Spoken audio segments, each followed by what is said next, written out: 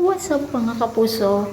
Ito po ang magagandang ganap dito lamang po sa ating kapatid.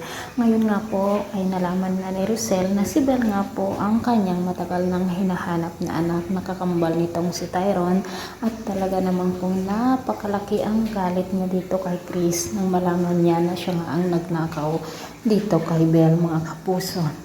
At talaga namang pong todo iyak ang naramdaman ko, at talagang napaiyak ako habang pinapanood ang bawat eksena dito.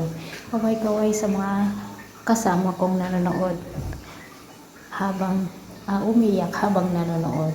Talagang ang gagaling ng mga Legaspi family, no, mga kapuso. Samantala, dahil nga sa nangyari dito kay Jacinta, ay galit pa rin siya dito kay Belle mga kapuso. Ngunit sinabi naman ni Rosel na kakausapin niya si Madam Jacinta para sa ganun ay mapatawad niya itong si Belle.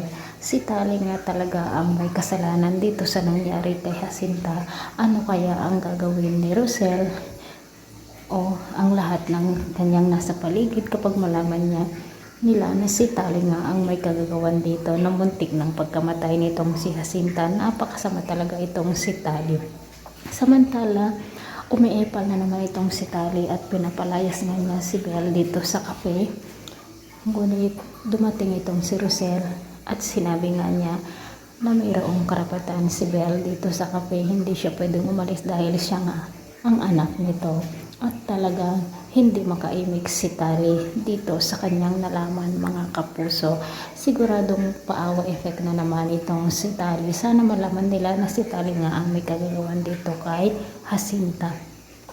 At sa pag-uusap nga ni Bia at Chris, sinabi nga ni Chris na pagbabayaran daw ni Bia ang kanyang ginawa mga kapuso.